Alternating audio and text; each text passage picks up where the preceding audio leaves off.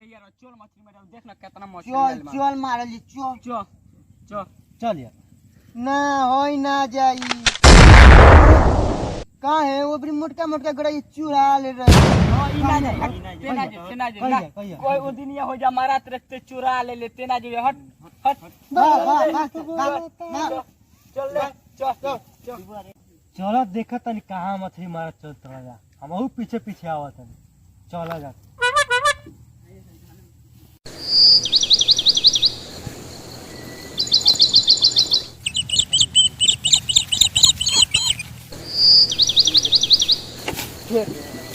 हेते बड़ा हो गला तोरा शरम नहीं खेका रे भाग तेना जेबे भाग आवाज लिया चलो बस हेते बड़ा हो गले शरम को लइका बानी ने आ जातन जा टमाटर नहीं खाए ना मथरी ना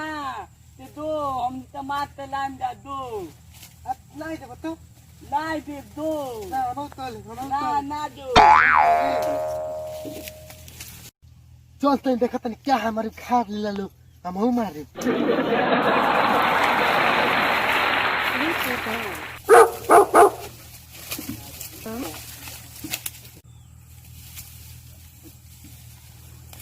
बड़ा बेहाया बारे मरलो ऊपर नहीं के जात भाग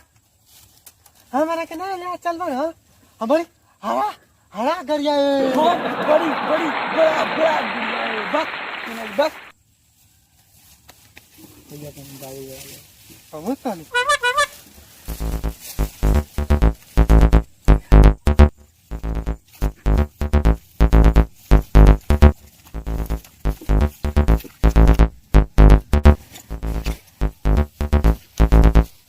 मन बेकार है हाय हाय साला से मारने वाली आदमी बात नहीं मार मार मार मार मार मार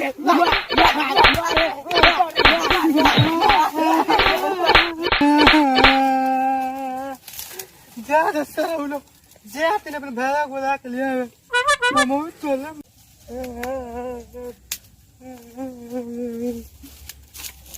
चल बे भाई तो मारला हो सो मारे के बाद मारा देता चल देखा जो जो चल जा ओके जो कहां मारला कहां बात बता वाला जा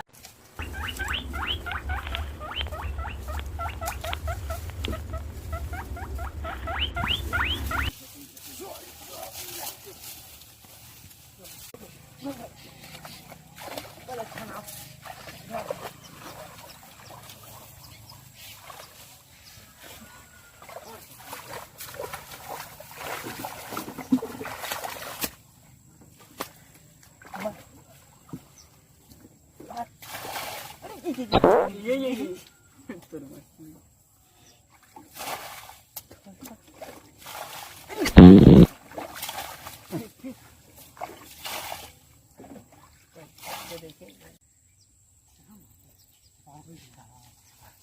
अपने बीवी को मार ले अरे चल ले अम्मी बना ये पप्पा के ये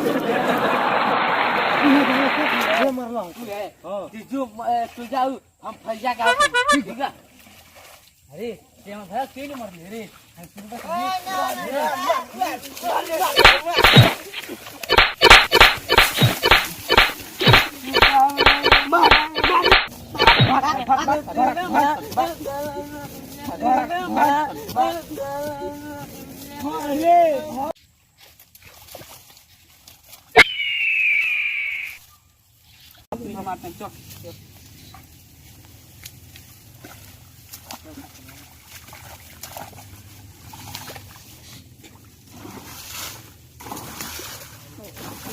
अरे यार कौन है अरे जिला बताने नहीं यार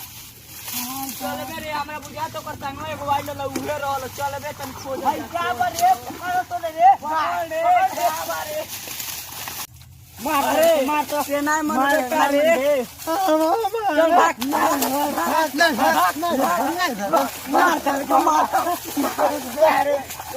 मार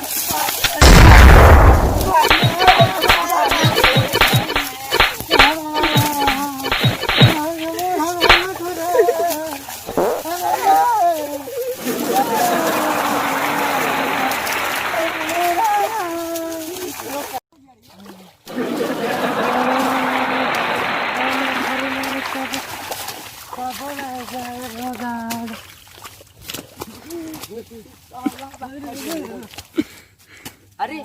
भैया ई का हाल भइल बा हो?